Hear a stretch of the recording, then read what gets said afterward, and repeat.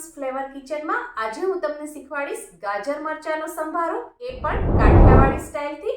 તો એના માટે મેં અહીંયા લીધા છે 200 ગ્રામ ગાજર અને 2 નંગ લીલા મરચા। આ મેં મીડિયમ તીખા લીધા છે। તમારે મોળા અથવા તીખા જે રીતના મરચા લેવા હોય એ રીતના તમે લઈ શકો છો। ગાજરને ધોઈ લેવાના છે અને એની છાલ ઉતારી લેવાની છે। છાલ ઉતારીને ગાજરને આ રીતે કાપી લેવાના છે લાંબા લાંબા, અને મરચાને પણ મેં કાઢી લીધા છે। વચ્ચેના બિયા અને ડીટ્યુ હટાવી દીધા છે અને મોટી મોટી જે નસો હોય એ પણ મેં કાઢી લીધી છે। અને ગાજરને પણ સુધારતી વખતે વચ્ચે જે ઓરેન્જ કલરનો જે પાર્ટ હોય છે એ પણ મેં વચ્ચેથી કાઢી લીધો છે। એનાથી પિત્ત થાય છે અને સ્વાદે પણ એ કડચો લાગે છે। તો બસ આટલી પ્રિપરેશન કરી લેવાની છે। પછી ચલો હવે આપણે એનો વઘાર કરીએ।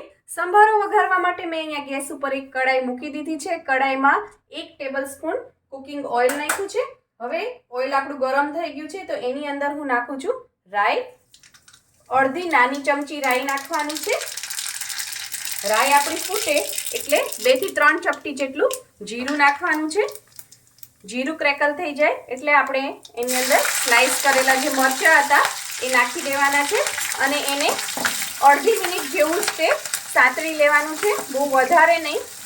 તેલ ગરમ હશે એટલે ફટાફટ થઈ જશે। આ સંભારો બનતા જરા પણ વાર નથી લાગતી, 2 જ મિનિટમાં બની જાય છે।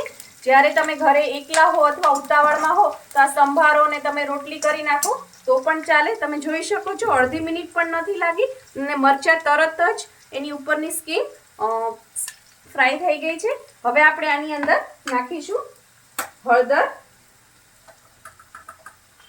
5 ચમચી નાખવાની છે, નાની ચમચી લેવાની, અને એને આપણે મિક્સ કરી લઈશું। તેલમાં હળદર નાખવાથી કચાશ પણ તરત દૂર થઈ જશે હળદરની અને કલર પણ સરસ આવશે। હવે આપણે આની અંદર નાખીશું 1 જ ચપટી હિંગ નાખવાની છે અને હિંગ નાખી અને હિંગને મિક્સ કરી લેવાની અને તરત જ આપણે જે ગાજર સુધાર્યા હતા એ ગાજર નાખી દેવાના છે। હળદર અને હિંગ એ બળવી ન જોઈએ અને આ બધી વસ્તુ આપણે મિક્સ કરી લેશું।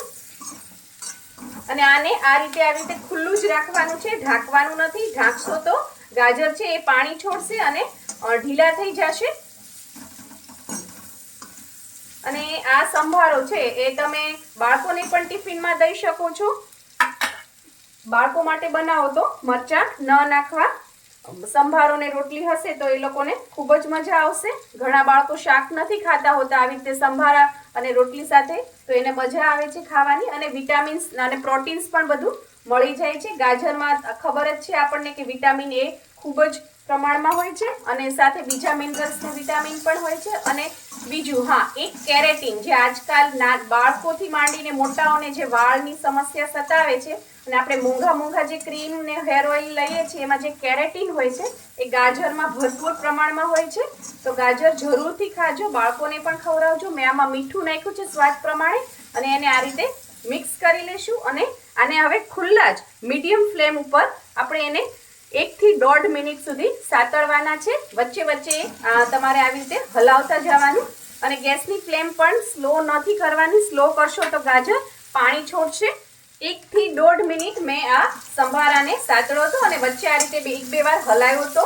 આની અંદર આપણે લીંબુ, ખાંડ, ધાણા જીરું, મરચું એવું કાંઈ પણ નાખવાનું નથી। એવું બધું નાખશો તો એ ગાજર મરચાંનું શાક થઈ જશે, સંભારો નહીં થાય।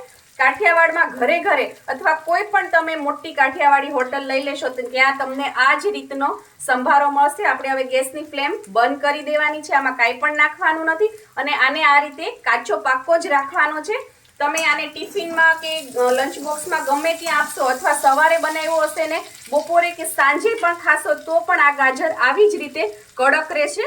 જો આ રીતથી બનાવશો તો ગાજર ક્યારેય પણ ઢીલા નહીં થાય અને પાણી પણ નહીં છોડે। સંભારાને મેં એક સર્વિંગ પ્લેટમાં ટ્રાન્સફર કરી દીધું છે। જમવાની થાળીમાં તો આ સંભારો પીરસાય જ છે, પણ સાથે સાથે ફરસી પૂરી અથવા ગાંઠિયા અથવા કોઈ પણ ફરસાણ સાથે પણ આ સંભારો ખૂબ જ સરસ લાગે છે। જો તમને મારી આ રેસીપી પસંદ આવી હોય તો લાઇક, શેર, કોમેન્ટ કરો। પ્લીઝ મારી ચેનલને સબસ્ક્રાઇબ કરો અને બેલ આઇકન દબાવવાનું ના ભૂલશો, જેથી આવી જ સરસ મજાની વાનગીઓ તમારા સુધી પહોંચતી રહે। થેન્ક યુ, આવજો।